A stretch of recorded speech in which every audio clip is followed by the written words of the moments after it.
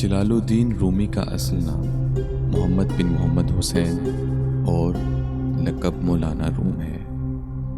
آپ ایران کے تاریخی شہر بلخ میں 604 ہجری بمطابق 1207 عیسوی میں پیدا ہوئے۔ آپ 13ویں صدی میں فارسی زبان کے بے مثل صوفی شاعر اور مبلغ تھے۔ مولانا جلال الدین رومی کی مشہور و معروف کتاب مثنوی مولانا روم فکر و فن کے اعتبار سے ایک بے مثل تصنیف ہے جو تقریباً 26,000 اشعار کا مجموعہ ہے۔ مولانا جلال الدین رومی نے 672 ہجری بمطابق 1273 عیسوی میں اونیا میں وفات پائی اور وہیں مدفون ہے۔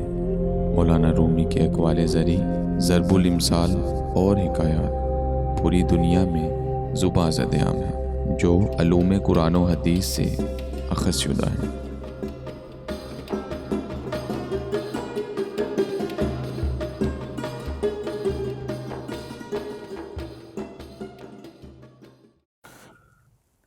بسم اللہ الرحمن الرحیم۔ محترم حاضرین و ناظرین، درس مثنوی مولانا روم رحمۃ اللہ تعالیٰ علیہ کے سلسلہ میں آج جو میں آپ کی خدمت میں حقائق پیش کرنے جا رہا ہوں وہ مفتاح العلوم جو 6 جلدوں پہ مشتمل آپ کی حکایات کی کتاب مولانا نذیر احمد عرشی نقشبندی مجددی انہوں نے تحریر فرمائی، اشاعت کے مراحل سے گزارا۔ اس میں پیج 169 سے 174 تک یہ حقائق اس میں درج ہے۔ 5ویں جلد مولانا روم رحمۃ اللہ علیہ نے اس حصے میں ایک مچھلی کی حقائق بیان کی ہے، کیونکہ آپ کے کلام میں بہت خوبصورت اور تمثیلی انداز میں حکمت اور دانائی کی باتیں سکھائی جاتی ہیں اور انسانی ذہنی سطح کے بہت قریب لا کے جو مثالیں جن کا عام انسان ہر وقت مشاہدہ بھی کرتا ہے، تجربے سے بھی گزرتا ہے، لیکن اس سے نصیحت پکڑنے کی بجائے، پیغام لینے کی بجائے ہم محض ایک کہانی یا واقعہ سمجھ کے اس کو نظر انداز کر دیتے۔ آپ فرماتے ہیں کہ ایک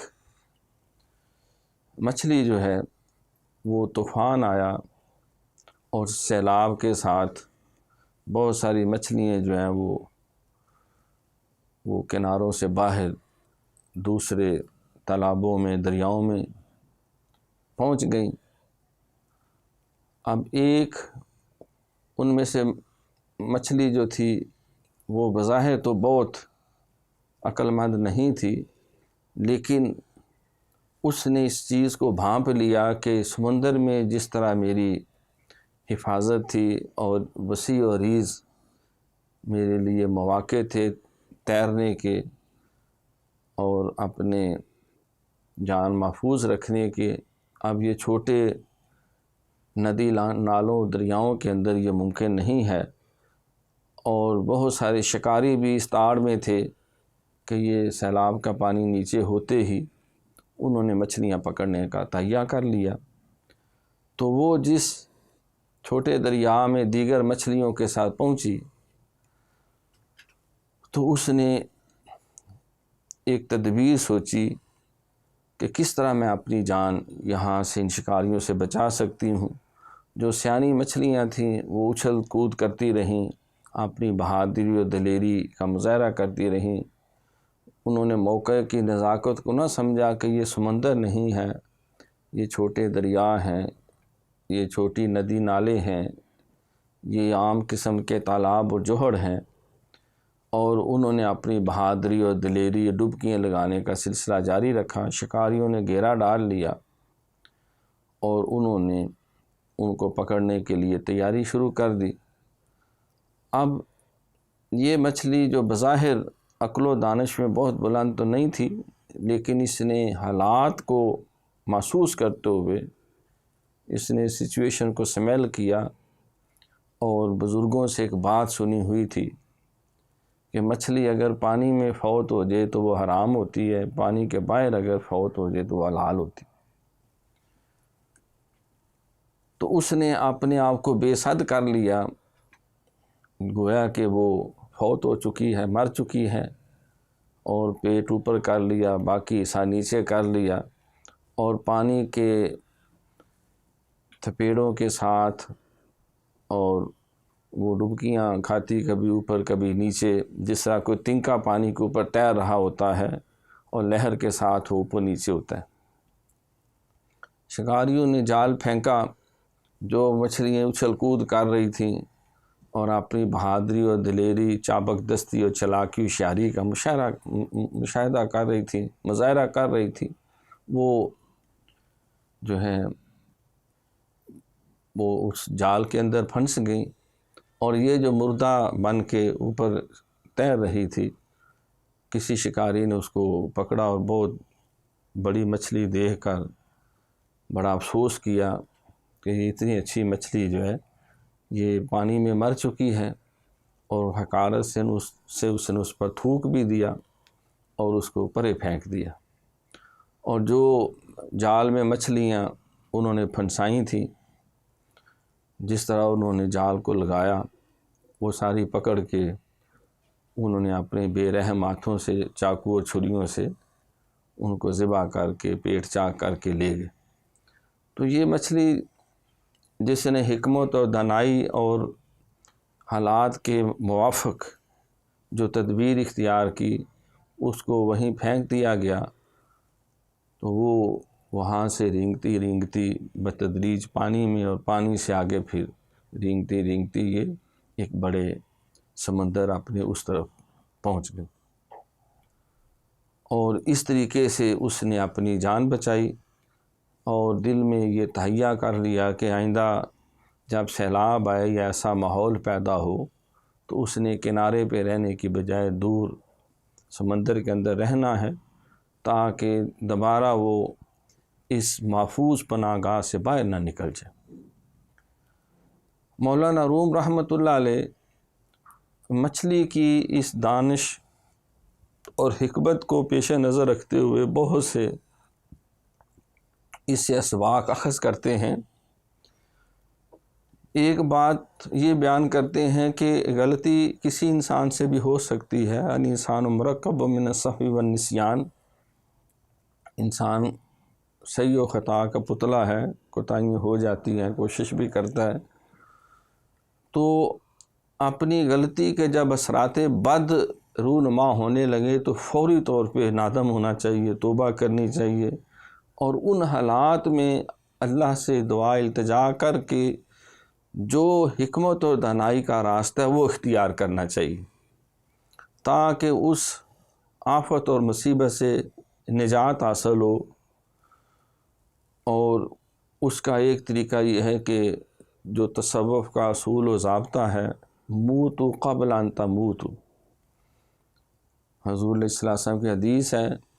کہ مرنے سے پہلے مر جاؤ، حاسبوا قبل ان تحاسبوا، اپنا محاسبہ خود کر لو اس سے پہلے کہ تمہارا اللہ تعالیٰ یا کوئی اور محاسبہ کرے۔ تو think before you speak and look before you leap, بات کرنے سے پہلے سوچو، چھلانگ لگانے سے پہلے دیکھو۔ تو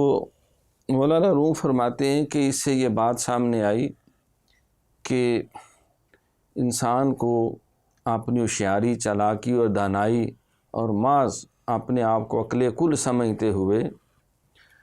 اس پہ انحصار اور بھروسہ نہیں کرنا چاہیے، بلکہ اللہ تعالیٰ کی رحمت، اس کے کرم، اس کے فضل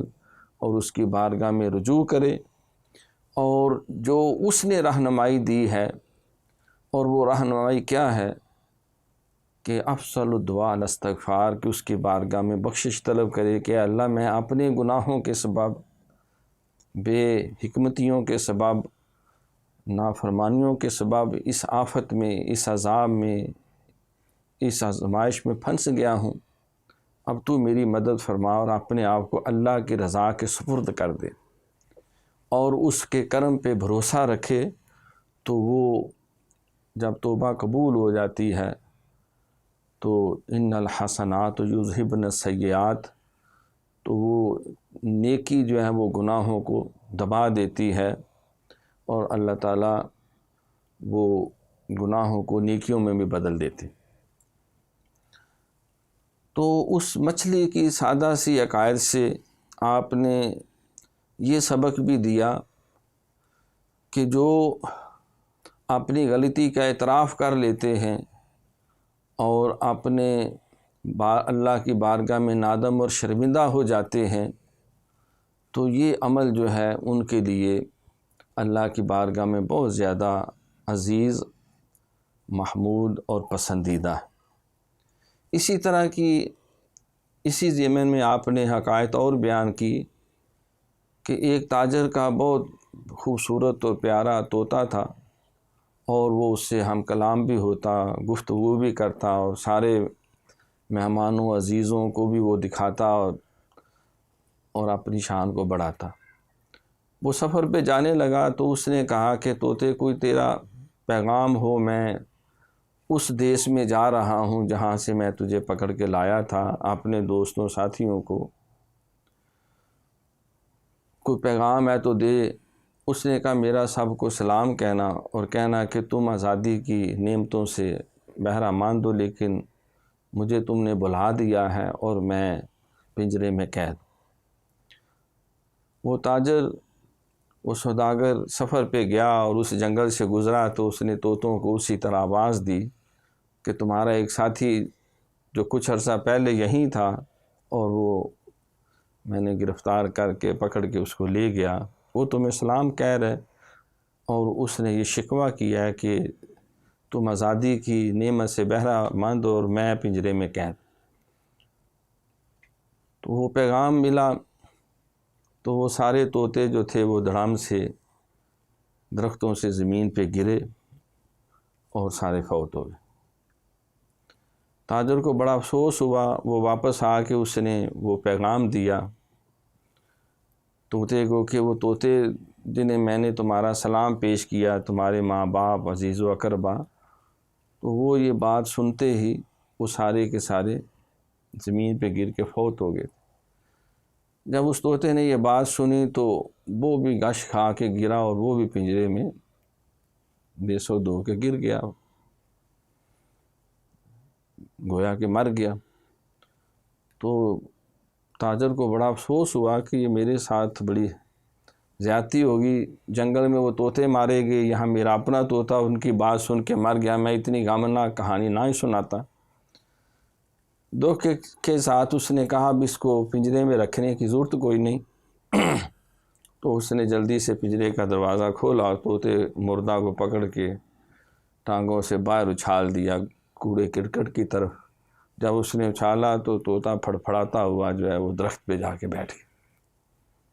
تو اس نے کہا کہ میاں میٹھو یہ کیا کیا تو نے؟ تو اس نے کہا کہ مالک مجھے ان طوطوں نے نصیحت کی تھی کہ اگر قید سے رہائی چاہتا ہے تو مرنے سے پہلے مر جاؤ، اور انہوں نے پریکٹیکلی کر کے دکھایا کہ یہ ہر بار طریقہ استعمال کرو، تمہاری جان بھی محفوظ رہے گی اور آزادی بھی تمہیں مل جائے گی۔ تو تمہارے واپس آنے کے بعد وہ بھی سارے اڑ کے درختوں پہ بیٹھ گئے تھے، تو انہوں نے گویا کہ مجھے جو ایک سیکرٹ ٹوکن دیا تھا میں نے اسی کو فالو کیا۔ تو یہ چھوٹی سی عقائد بیان کرنے کے بعد مولانا روم رحمۃ اللہ علیہ اس سے بھی وہی نتیجہ ساتھ اخذ کر رہے ہیں کہ جب تک انسان اللہ کی دی ہوئی نعمتیں جو ہیں ان سے بہرہ یاب ہوتا ہے تو ان پہ اظہار تشکر نہیں کرتا اور دنیا کے عارضی لذات کے آگے وہ فریفتہ ہو کے کسی جال میں پھنس جاتا ہے۔ اے طائر لاہوتی، اس رزق سے موت اچھی جس رزق سے آتی ہو پرواز میں کوتاہی۔ تو پھر اپنے آپ کو اللہ کی رضا کے سپرد کرے، اپنی انا کو میں کو مار دے، مٹا دے اپنی ہستی کو۔ اگر کچھ مرتبہ چاہے کہ دانہ خاک میں مل کر گل و گلزار ہوتا ہے، جس طرح اللہ کا حکم ہے، نبی کا حکم ہے، شیخ رہنمائی کرے تو اس کے مطابق مردہ بدست زندہ بن جاؤ، تو انشاءاللہ تعالی نجات ابدی حاصل ہوگی، نفس اور شیطان کے چنگل سے بھی رہائی ملے گی۔ وما علینا الا البلاغ المبین۔